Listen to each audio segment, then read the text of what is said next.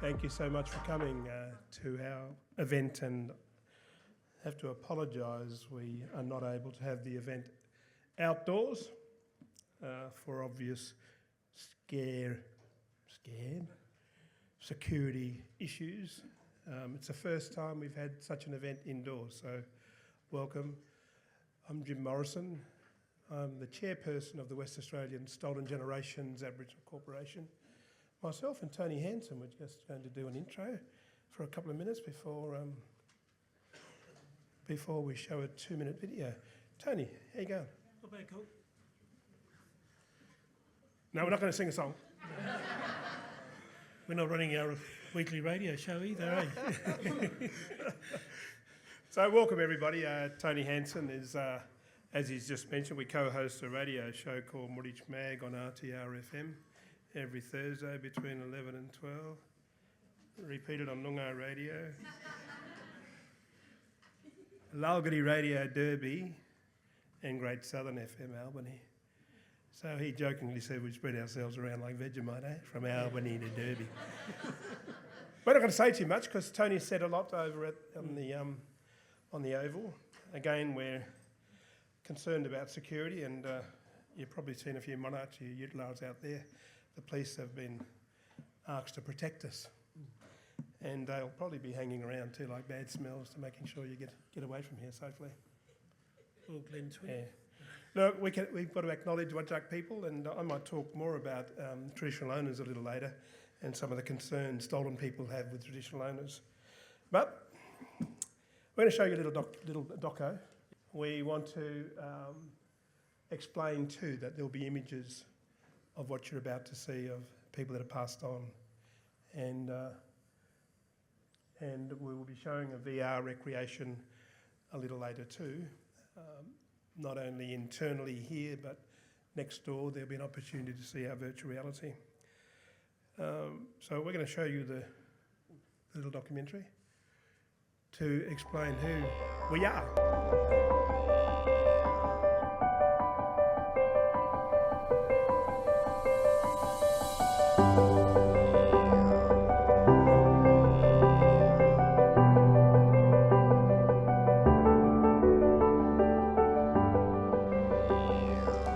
Over 2,000 generations have passed through this land, with their languages, cultures and complex societies. But in 1788, when the tall ships came, everything changed.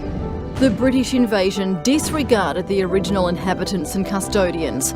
The next 7 to 8 generations were marked by trauma, resulting in the social and emotional well-being issues we see today. Whole generations of children stolen, families broken. Between 1910 and the 1970s, approximately 100,000 Aboriginal children, especially those of mixed race, were forcibly removed from their mothers and fathers. Abuse and unpaid labour were common, creating disproportionately high levels of social and economic disadvantage.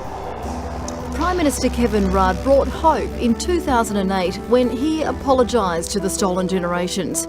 But this did not produce the progress we'd hoped for.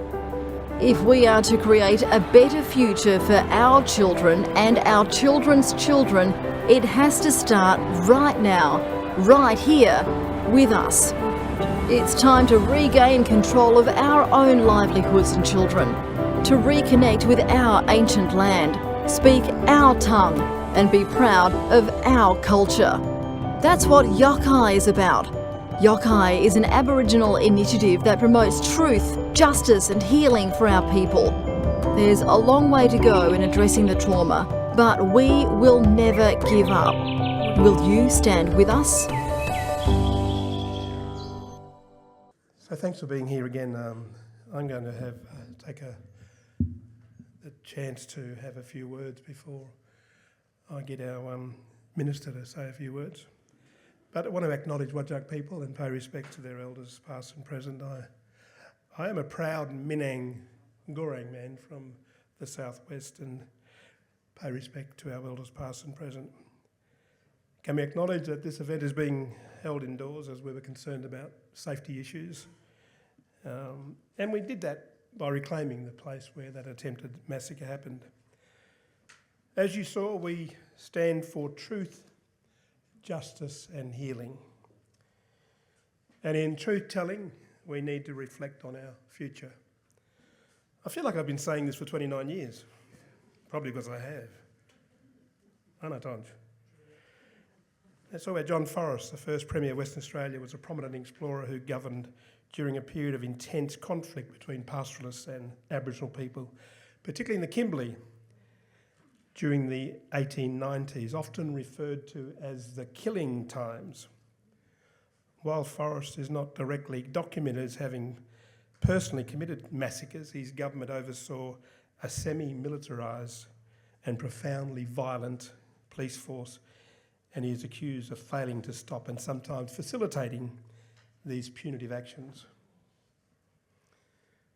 Our people in Albany, Wadjala and Minang, are involved in the bicentennial commemorations that are being celebrated as we speak today.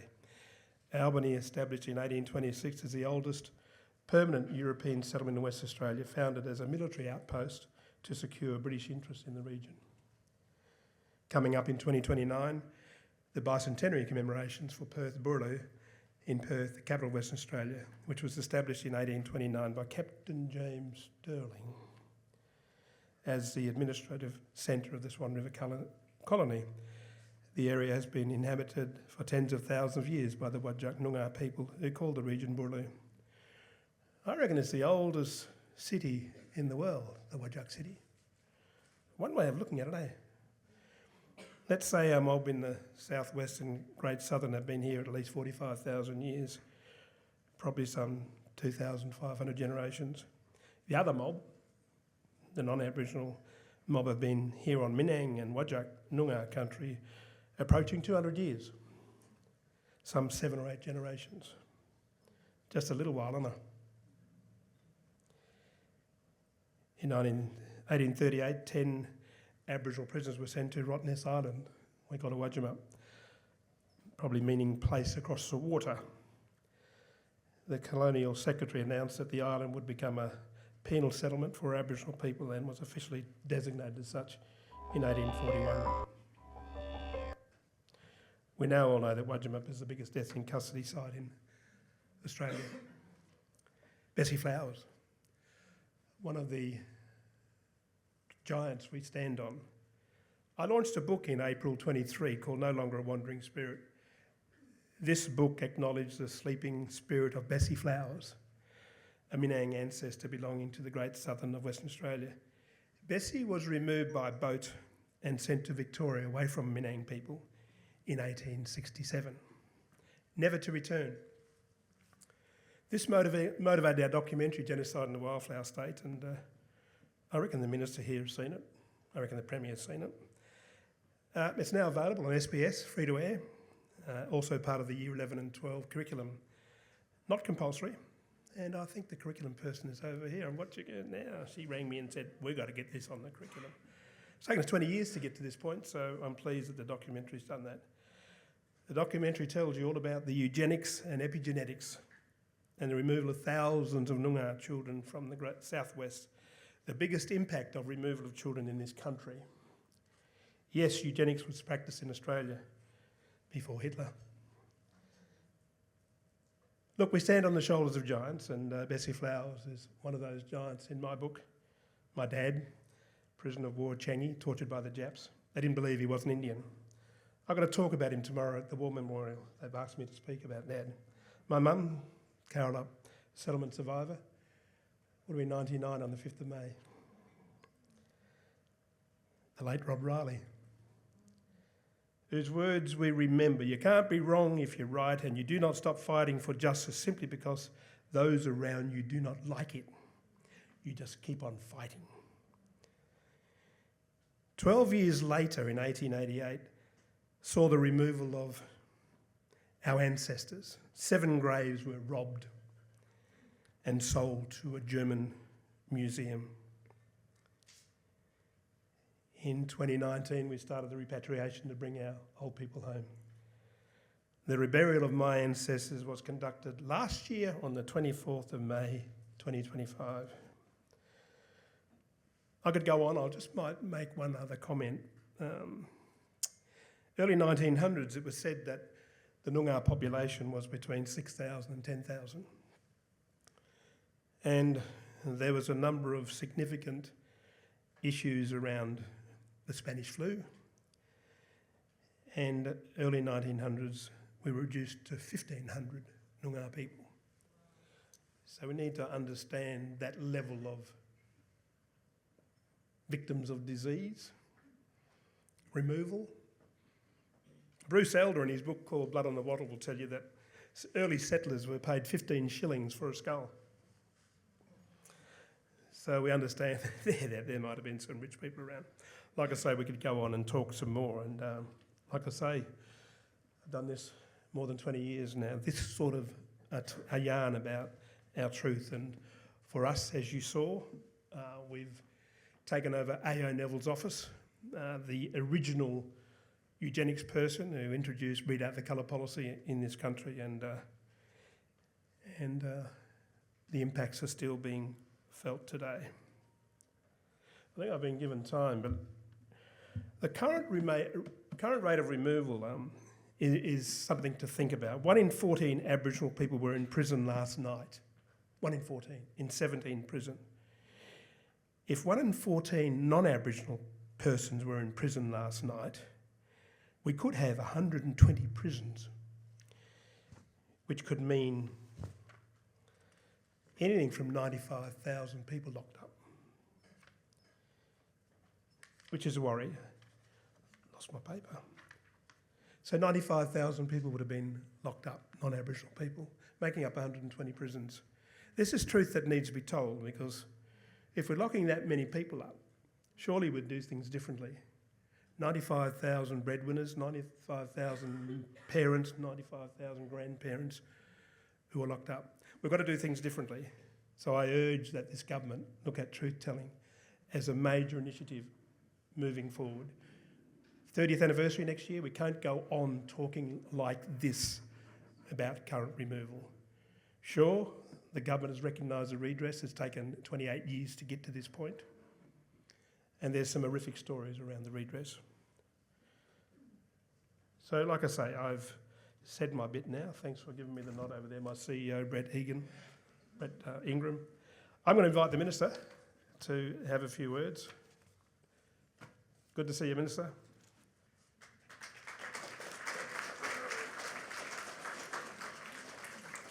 Thank you very much, Uncle Jim, and it's always incredibly hard to follow Uncle Jim when he is such a strong advocate for justice, for the truth, for what has happened.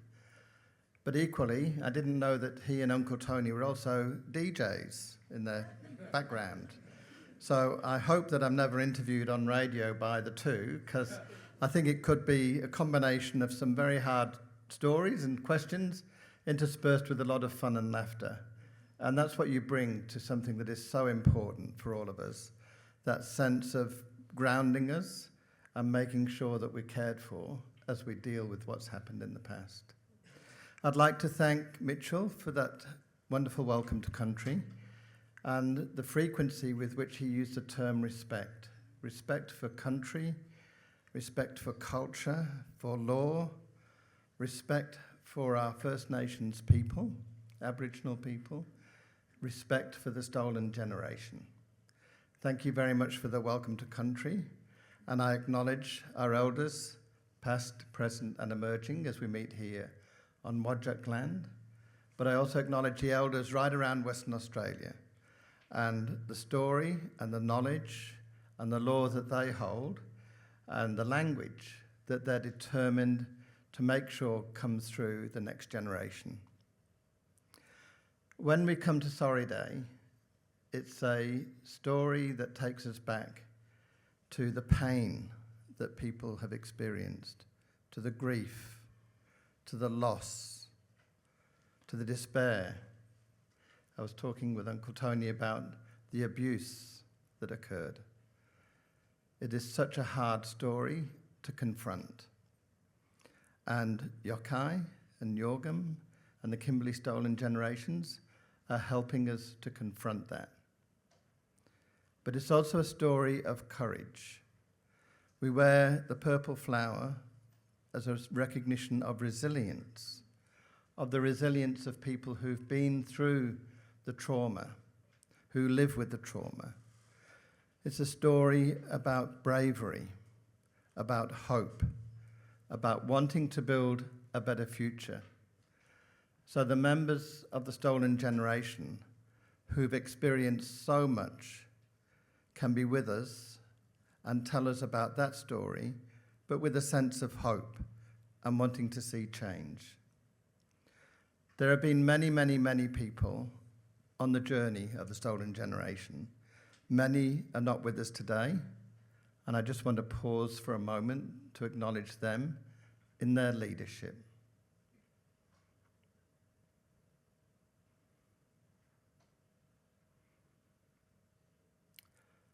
We have to build a new future.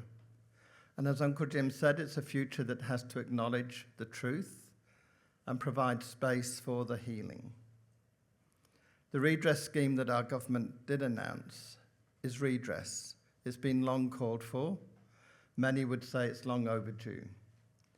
But what is also more important is the respect and the acknowledgement that we give to every member of the Stolen Generation. Every member who is here with us today, in this room, with their story.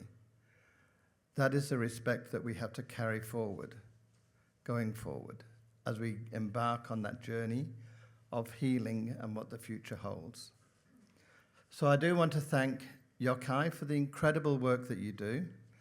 And I know both Uncle Tony and Uncle Jim have been on a journey for a long time, as have many people, really striving to make sure this story is heard. I was reflecting with Lauren from my office. I arrived in Australia as a 14-year-old migrant in Manjimup. In 1971, we still had the Native Welfare Act then. I had no knowledge of what that meant, of what people were going through. In 1970, Uncle Tony's journey of separation began.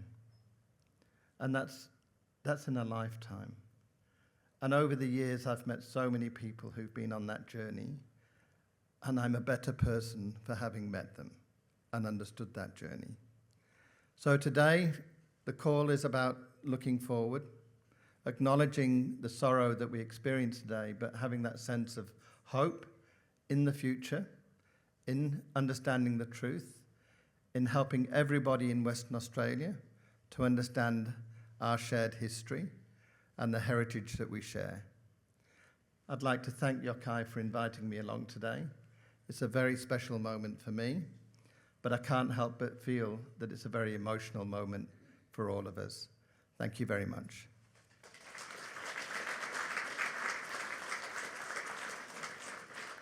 Thank you, Minister Punch. Thank you for being here today and spending time with us and spending time with the survivors and descendants and the broader community here today.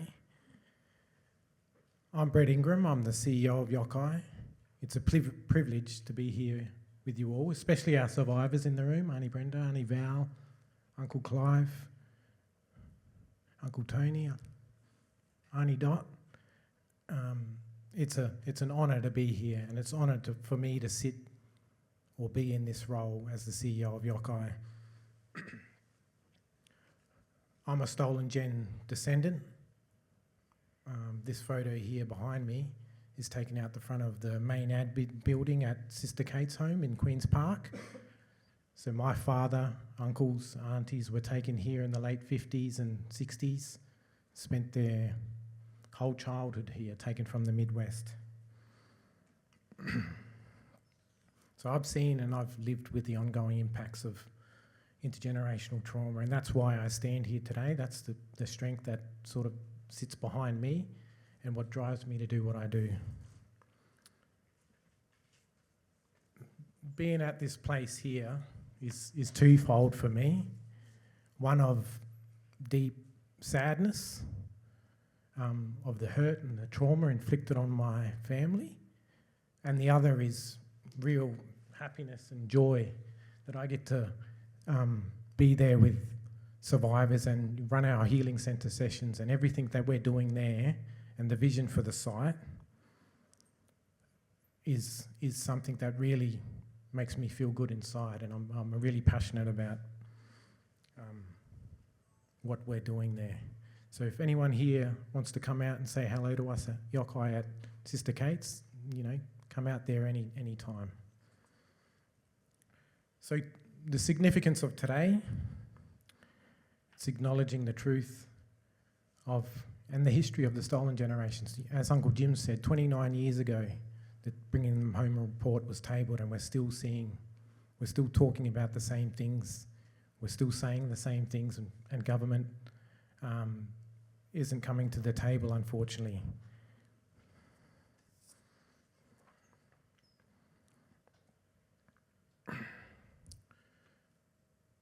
"85 recommendations within that report, only 5 have been fully implemented." That's a terrible, terrible I won't try and say the word, I've stuffed it up. You know what I mean? Yeah, what is that? 6%. 6% of those recommendations. That is just a terrible, terrible situation that we're in. And survivors we want to see action around the implementation of that report, fully implemented. I mean, we've lost many survivors. Time's running out, you know, for the survivors that are still with us today, and they have the right to see that justice and see those actions implemented in full. Yokai itself is a call to action. We're here to support survivors and stand with survivors, and that's what we've done for many years, driven by Uncle Jim and Uncle Tonge and Alan, and Bringing Them Home, that formed the corporation a long time ago now. And I've just come in late. I'm a late call-in, but there's still a lot of work to do, and I'm proud to stand here alongside my elders and Uncle Jim and those. I'm going to just give an update on what Yokai's been up to since last 12 months, since last Sorry Day. So let me take you back to 26th of May last year. 2 or 3 days before Sorry Day, the Premier's office reached out to Yokai and said, can you come and have a meeting with us on the 26th of May? Uncle Jim said, hey, hang on, that's our busiest day of the year. You want us to come and have a meeting on Sorry Day? But they said, it's a very important meeting. Come up there in the afternoon. And we said, all right, we'll be up there. So we went up there on that afternoon. We had an awesome event across the road here, big turnout. And then we went up to Dumas House and sat down with the Premier, the Minister, the former Minister, now AG. And that's when we were informed that the state was going to roll out a redress scheme that afternoon of Sorry Day. It was an emotional moment for those in the room. It was every gamut of all the aspects of emotion sort of came through. We wouldn't say happiness, but relief, anger, frustration, around how long it had taken, and just every emotion. Tears were shed in that room, but as soon as it sort of sunk in, my mind was like, all right, so how are we going to support the mob and the elders for this to roll out? How are we going to make this actually happen? Because our survivors have waited long enough. So that's where sort of my mind flipped to, and the Premier and the Minister asked Yokai and Kimberley Stolen Gen and Yorgum to assist in the rollout of the scheme. So we assisted them in the design, the scheme process, the application form, and all of the things that sat behind it. So it was a massive piece of work that we've been involved in since that day. The scheme actually opened on the 10th of November. So it took all that time from the announcement date, the 27th, to the 10th when it actually opened. That led to a dedicated redress team within Yokai itself. So we've got just let me check my notes here. I'm sitting on the wrong slide. I'm jumping forward, jumping back. Oh, there we go. I'm back at redress. So that led to the dedicated redress team, so managed by Steph Williams, and then we've got SEWB coordinator, wellbeing officers, and all of that support survivors and descendants around understanding the scheme. They've been flat out since before the scheme opened, and they haven't really slowed down. They've done regional trips. We threw Steph in the hot seat pretty much to take this and run with it, and she's done an awesome job, and all the team as well. So they've supported over 1,000 or given information to thousands of individuals, and they've supported directly 300 survivors with their applications. So that's sitting down and making sure the elders and the survivors understand what's actually written in there and what it's all involved. Regional trips, they went to Albany, Katanning, Bunbury, and we've got more planned. So they've been flat strapped. If there are any survivors in the room now or any online that need assistance with their application, we're here. Just yell out to us. I'm more than happy to sit down and walk you through that. Next sort of program area I wanted to talk about was the Healing Centre, the Sister Kate's site. So 174 Treasure Road is the former site of the Sister Kate's cottage home or children's home, which Yokai is now transforming into a place of healing.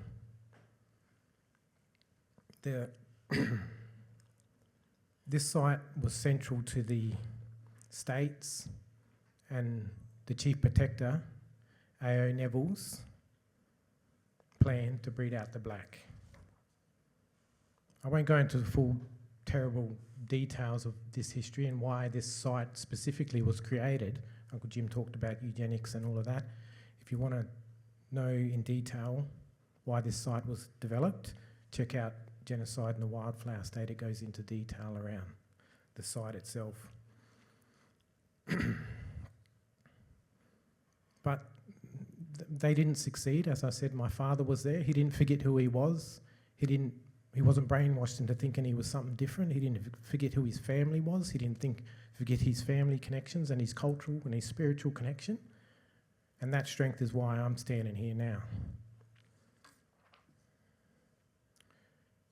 In early 2025, so I think it was around March 2025, that's when Yokai stepped foot into the Healing Centre. So Benanning Quirt Institute, which Uncle or Reverend Mitchell Garlett is a director on their board, they came to Yokai and said, can you assist us in achieving the vision of his father, the late Reverend Seelan Garlett, of a healing centre on this site, a truth-telling space on this site.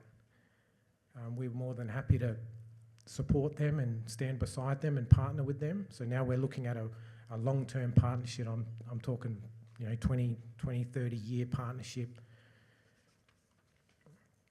to create a truth, justice and healing centre on this site. We've done, since we took over, we've done a lot of consultation around the site with survivors specifically. What do they want to see on the site? And survivors told us they want collective healing spaces, individual counselling spaces, a truth-telling and educational space, a memorial to the children or the kids who went through the site, oral history, recording rooms, photo collections, art space, VR, cultural spaces. So essentially a place where mob can come together and the broader community and not forget the history of this site. There's many that would like to see this site demolished and housing and forgotten about, but that's not going to happen on our watch. My vision or our vision is that this site will be the largest healing and truth-telling hub for stolen generation people, not only in the state, but in the country, where people can come and learn and understand the history of the stolen generations and the impacts.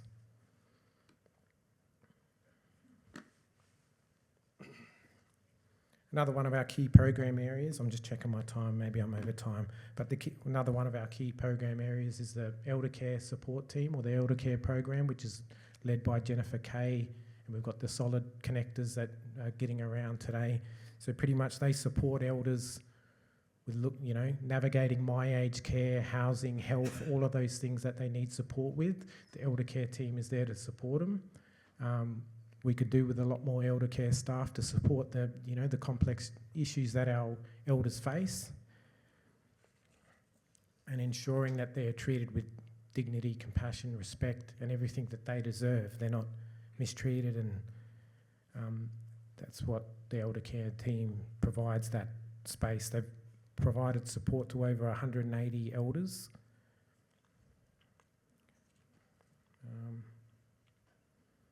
Survivors continue to face lifelong impacts from removal. Trauma, poor health, housing, isolation.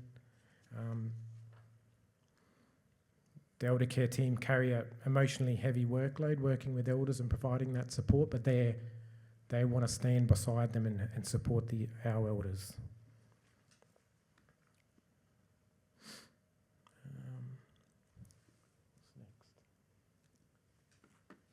Truth telling. I might get Uncle Jim and Tonji to get up and talk a bit about truth telling, but I'll sort of open it. Over the last 12 months, we've delivered significant truth telling utilising GWS, Genocide in the Wildflower State. So it's an award-winning documentary. If you haven't seen it, please go watch it. The awards it's won: Best Human Rights at the Tokyo Film Awards, Outstanding Achievement at the WA Screen. Oh, they're called the Wascas. They're not quite the Oscars, but they're the Wascas. We're Wascar winners. So it's got some recognition, and truth telling is a space that we're really stepping into. We've always been in it, but Uncle Jim and the organisation is really stepping into the space because there's so much that needs to be told, and the history needs to be told. We've recently hired a truth-telling manager, Ian Gentile. Stand up, Ian. There he is there, yes. Saddle up, Ian, you're in for a big bloody ride, that's for sure. He's going to be a busy man. We threw him in the hot seat. He pretty much assisted in the whole setup of this. He's only been in the role for 2 weeks. But he hit the ground running, that's for sure. I might get Uncle Jim and Tonji to jump up and talk about truth-telling, eh? Thank you.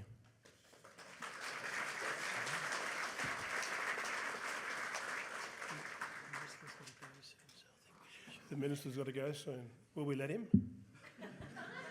Okay, look, when we talk about truth, you know, look, I'm sorry if I've been flippant too today. It's not a comedy show. You know, this is a commemoration. It's serious stuff, and so I apologise if I've been a bit flippant. It's truth-telling for us is acknowledging the dreadful things that I've talked about earlier, but just a couple of things that you need to be aware of. The Royal Commission into Aged Care Services was really quite powerful, and there was opportunities for NACCHO to fund AMSs to recruit elder care staff. And we put up a great submission, and NACCHO funded us.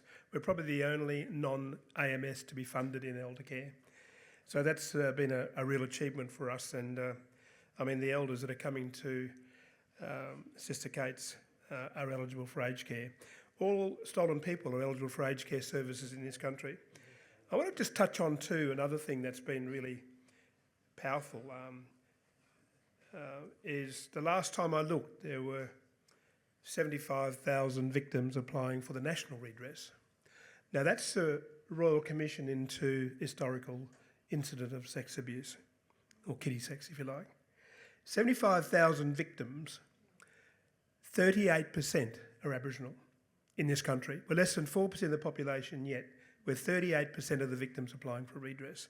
That gives you an example of the level of disadvantage.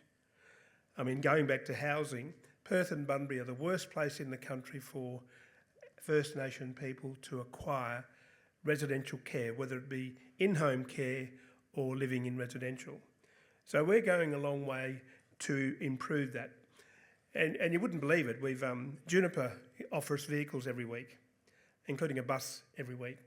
I couldn't get that from an ACCO. So we have an NGO that's supporting us.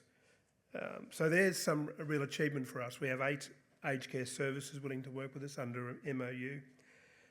So the truth has got to be told, and it's been a long time for me advocating for truth-telling. I think we're going to show some slides around the genocide in the Wildflower State, but more around truth-telling. I mean, tomorrow is the start of Reconciliation Week. And, you know, ideally we're addressing Close the Gap initiatives. Let me share this one piece of data with you. Professor Michael Dockery from the Centre for Labour Market Research at Curtin University has done some research. He says that stolen generation peoples and their descendants are 50% more likely to be in contact with the police than other Aboriginal people. 15% more likely to be drinking alcohol or taking drugs at a dangerous level than other Aboriginal people. 10% more likely to be unemployed than other Aboriginal people. So don't underestimate the gaps, the double gap.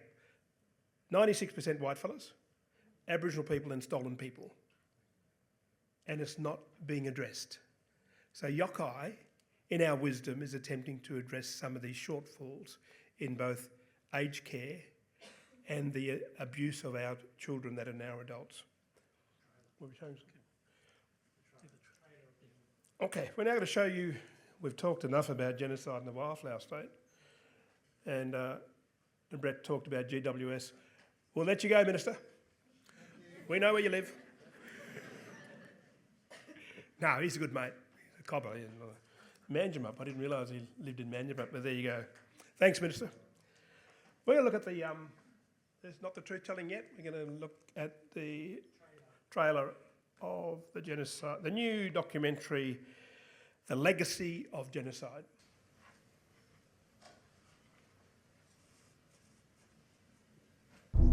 Intergenerational trauma is real. It is something that our culture is suffering with so badly.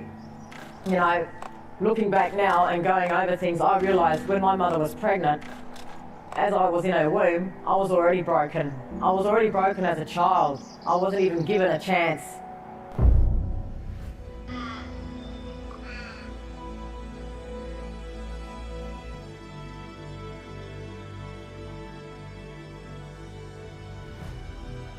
When our kids were taken away, the churches kept the kids. They're waiting for us to die. They're waiting for us to die. They separated us, keep them separated so they don't know who they are, and so that they will never get back together again and never find out where their true roots is, you know? Yes, they took me from Navangra to a place, isolated place called Longmore, and then from there, I don't know how long I spent there, but then I got sent to Wandering Mission.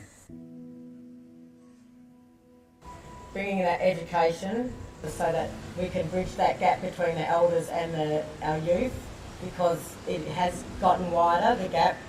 So we want to, you know, try and mend that and bring our young ones together with our elders so that they have a better understanding of our history and what our elders went through with the mission days.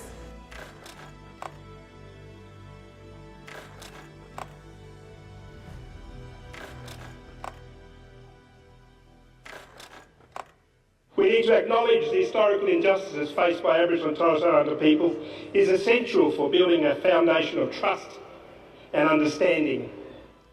You know, we really need to bring that awareness into the justice system, into the government. You know, the government were the ones that put all these policies down in our past, and we now need to empower ourselves, our children and grandchildren, so that we can break this cycle of intergenerational trauma.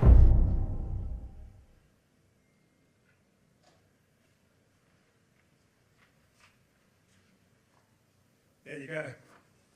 That's going to be available in November, launching it on Minang Country in Albany. And a book to be launched is with the publisher now, which explains in detail the genocide in the Wildflower State. We're going to talk a little about the virtual reality, and a couple of people are surprised there. They didn't know they were going to be included in the trailer. So thank you for being there and being there for us. Where's Lorraine? So obviously, yeah, it's important for us for truth-telling, and it's disappointing that Minister's gone, because on the 27th of May last year they launched Redress, but they also launched Truth and Healing. No government money was spent on what we've done to date. So we need to make sure the minister, we keep him honest, you know. And I'll tell him, you know, he's realised, and Shay's one of his policy officers sitting here, he's going to tell him too. Look, I don't pull any punches with the minister, and he's acknowledged that, and I wouldn't be your advocate if I didn't. I'm going to show you some of the virtual reality, and I want to introduce Professor Rena Drawali here, who's been working with us for a long time. Come up here, my black sister. Look, you know, we've attempted to renovate missions. I think some of you know that. We had a bid in for Wandering Mission and Marrowbank Mission. And sadly, the deal didn't go through with the landowners. So I've got a bit of a deal with traditional owners, and there's a gap between traditional owners and stolen people. But we did work on drone camera work, laser camera work, the memory of our people that were in missions, diagrams, and we now have looked at virtual reality and how that might address the healing for our people. It took 12 months for us to study it, and Rena might talk a little about that, but we now own the product as such, and we want to roll it out amongst our people. I mean, it's fair to say that a lot of our own people, First Nation people, don't know their history. And some traditional owners have said to us, I had no idea that this removal took place in this state, and WA being the first state. So with the drone work and the laser camera work and the memory of our people, we've put in place a VR. In fact, the first one we put together, and Rena was there, and I'll give her a chance to talk in a minute. She doesn't get many opportunities. We won a Premier Science Award for the virtual reality of Magumba Mission. So we're going to be looking at some of that. Rena, would you like to say a few words about how it came together? Yeah, thanks, Jim, and thanks, everyone. I would like to start by acknowledging that we are standing on the lands of the Noongar Whadjuk people. And not just today, but I feel every day we should acknowledge and understand the pain of our stolen generations, the intergenerational trauma that we see today, the impacts that we see today. We need to understand that and reflect on that in order to move forward. For that, it's really important that truth-telling is there. And truth-telling has to be not from the colonial perspective, but it has to come straight from the mouth of the survivors, straight from the mouth of the people who experienced those atrocities. And I think the truth-telling has to move beyond just words on a page, beyond just some sound bites in an audio clip, beyond just some narratives and images on the screen. It has to be a lived experience. We have to understand the lived experience. We have to be immersed in it totally. We need to be transported back to those sites where all those atrocities happen. And that's where we will be able to connect with those places, with those people, the survivors, who have been the victims of those atrocities, and of course, connect with our own memories. Because we also have so many personal traumas and sadness in our own families. And we need to bring that out and have that lens in order to understand what happened to the stolen generations. That's where the virtual reality really comes to play, because you can put yourself into the shoes of the survivors, explore those sites, how they were during those periods, and listen to the survivors narrating their experiences. That's the way we can generate empathy, and that's the kind of truth-telling and healing that we require. Thank you. So we're going to show you some examples of the virtual reality, and there'll be another opportunity next door where we've got a range of laptops and people can put on the headsets to have a better understanding of what you're about to see. So we're going to look at the Magumba mission. As I say, we won a Premier Science Award for the virtual reality of Magumba. And there are bushfires there last year, and we're looking to run some virtual reality in Mora. This will give you an example of some of what the virtual reality entails. So this is the jail in Mogambar, which unfortunately last year we lost everything, all the buildings there. So within the jail, you would be able to see the different videos and different immersive. Are we clicking on some of these things or not? Okay.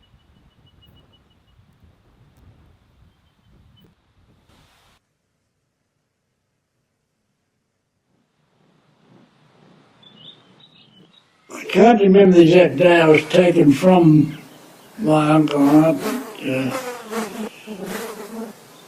it was 1937, and we was taken from there to Northampton, spent a night there. The next day we were taken to Geraldton, brother and I, and we were taken to the lockup.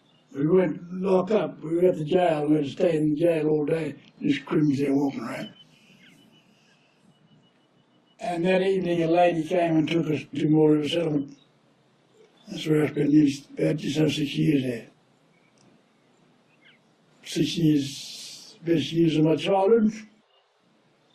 I was away from my family, locked up, and they used to lock us up at night. 5 o'clock at night you'd be locked up and let you out 6 o'clock in the morning.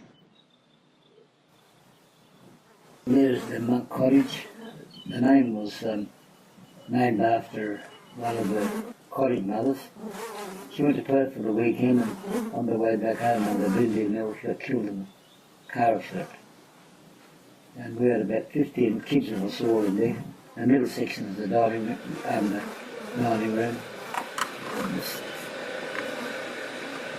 top part of the building was Gives us a glimpse of how the virtual reality has been created.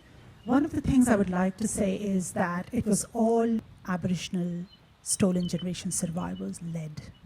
So it was they who were saying this is how it needs to be done. It was, of course, on his archival research, but the stolen generation's memories in terms of the kind of furnishings, the kind of curtains, the colors, the smells, and so on, the sounds, everything was theirs. I would also like to say that we have developed, Yokai has developed 3 tools. So Curtin University, the Stolen Generations Immersive Hub has helped in that. So those 3 tools are the professional development tool, education tool, and the healing tool. All 3 tools are trauma-informed. They have been guided by the counselor, Aboriginal counselor, Donna Henson. So we have sat with the counselor and we have gone through that. So all of them are trauma-informed. They can be experienced individually in your own safe space, remotely, or they can be experienced as a collective in a community. For the professional development, and they have gone through rigorous testing and research. So more than 400 people in all for the 3 tools, we have gone through that. And audited and tested, and that's where we have provided Yokai, who are ready to run it now, right? So I want to acknowledge the work that Rena's done, Professor Rena, and the hard work. Can I just say that 175 built environment students were involved in the drone work, the laser work, and all this photography. And some of these students had no idea of these developments. In fact, some of them realised they had Aboriginal background. So Mogambar was one of those missions, the first to be undertaken. We've done 8. Noangarup mission's been re-established, it's flattened. So we have the voices of the old people talking about that mission. Wandering mission is partially done. It's perhaps the most realistic one because it's actually wandering.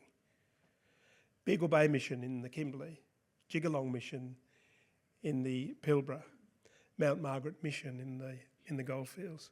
So we're looking to launch this in a way where our people can see it. Sure, it will trauma triggers. You've heard voices of deceased people. So that in itself will create trauma. So we can do that now in a safe place. We're looking to do something for Magumba with the Yuid people, the 75th anniversary of the Magumba being established in August the 18th. So there are visions of the mission that we can include in a building. For example, the church could be in the town hall.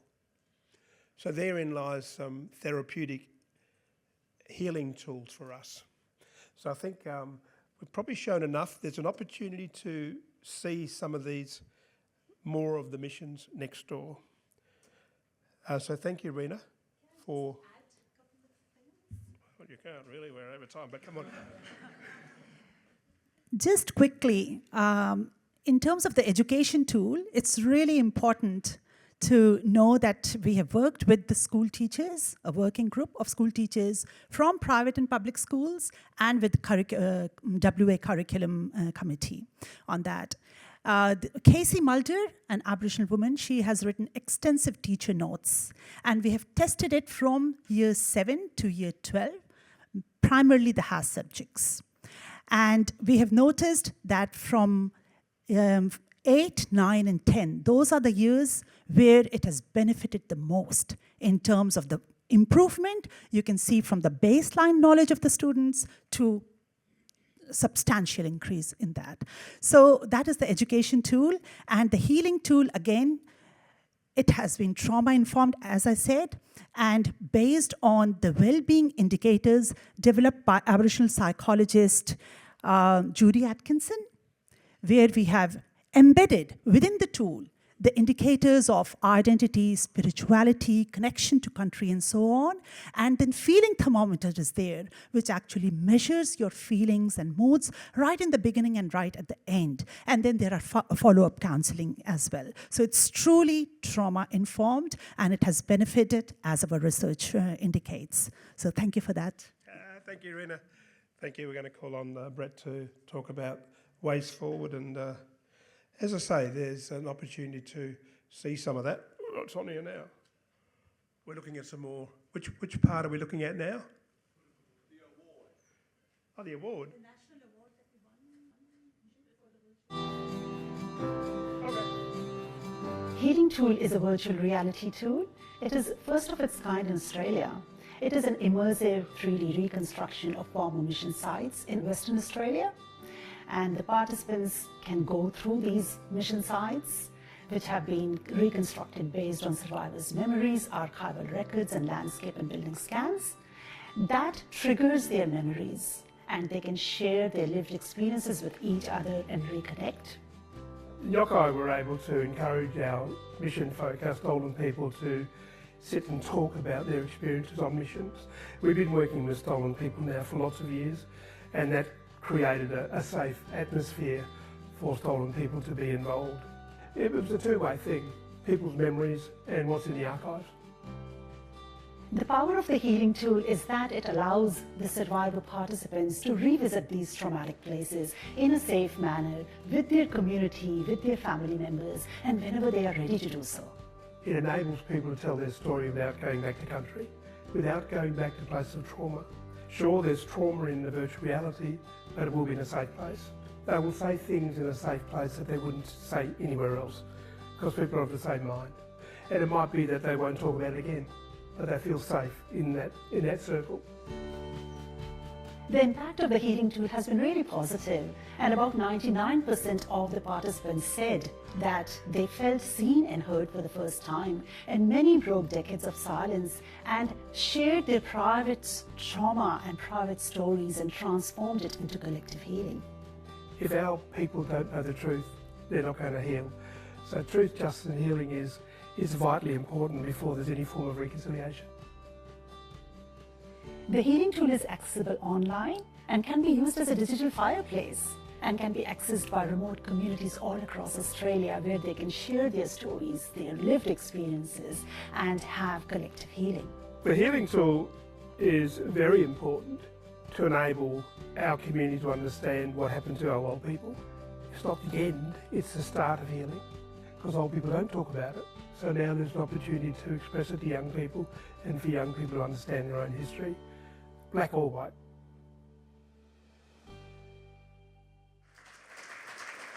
Oh, there's a QR code. If you've got money in your pocket, take a photo of that QR code, because the government don't give us nothing.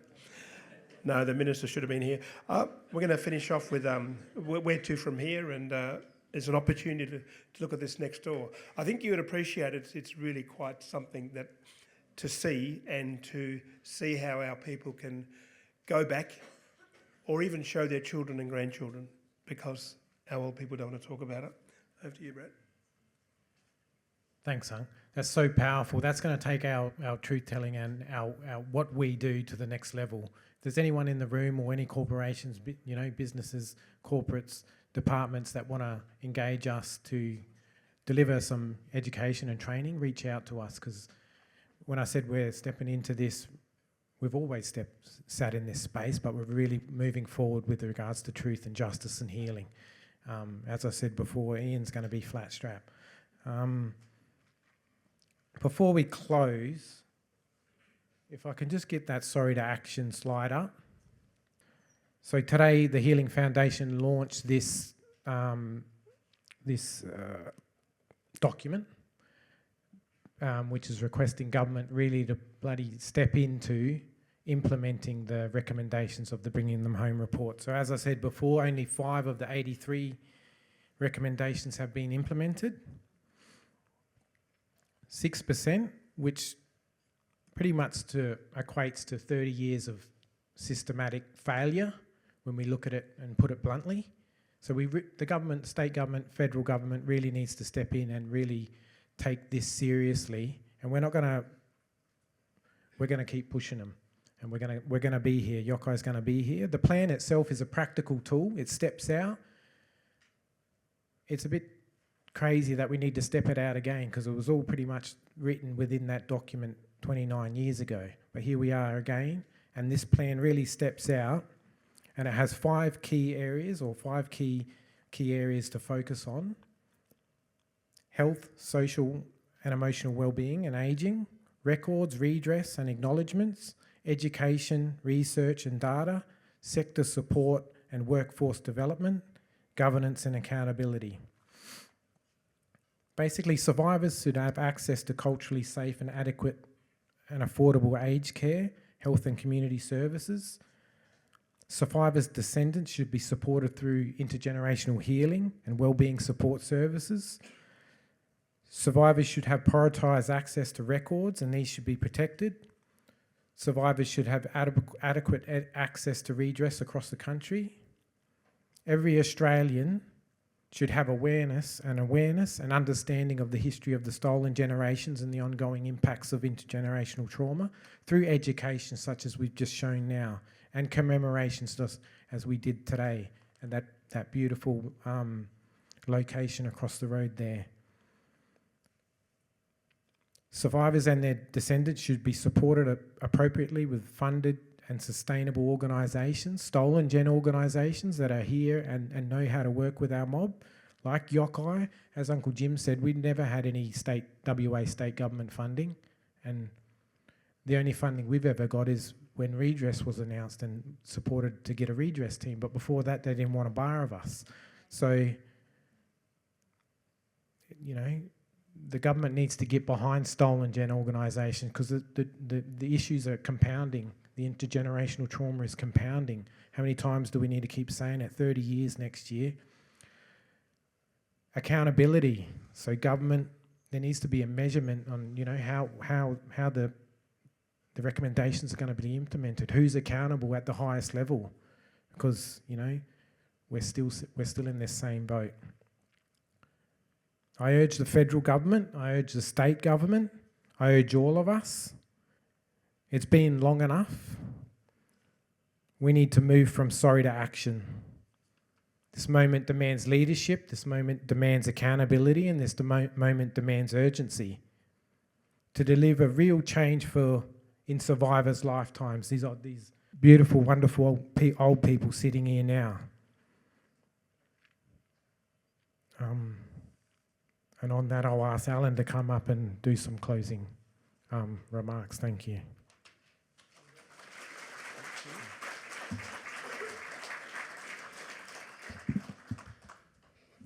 Pull it down a bit for the short ass. So, these events and the work that Brett and Jim and others have talked about doesn't happen without some support, and we need to acknowledge that. But most importantly, the Yockeye team want to acknowledge and thank Stolen Generation survivors who continue to trust us and to work with us, and who show extraordinary braveness in telling their stories.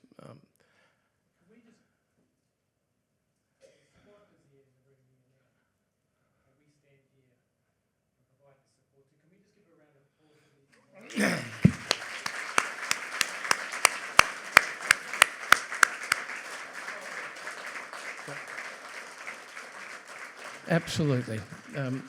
So a lot of the work that we do would not happen without them. For this Sorry Day event, we want to thank the Minister, Don Punch, for being here. It was great. You know, he's got a huge schedule, and to give up time to be across the road and then be here was greatly appreciated. We got some funding support from the Healing Foundation and some support from the City of Perth, particularly because, as we mentioned over there, they funded that memorial across the road. It was $500,000 to build that, certainly money that we don't have. TLS Productions, Guillaume and his team sitting up the back there, we've worked with them for years now. We really appreciate your support. And the WA Health Department, who have given us this venue at no cost to enable us to provide a safe place to do this today. Just the virtual reality project, Curtin University, Rena and Penny and the team, Wes up the back. It's been a long time. We've worked together for 5 or 6 years to get that. So many thanks to you. The most recent research work that Rena talked about, where we did over 2 or 3 years, we did detailed research on those tools, was funded by Lottery West and the Healing Foundation. So greatly appreciate their support. In terms of truth-telling, we've recently received a grant from Reconciliation Australia. They have put together a special community-based truth-telling funding package, and we were honoured.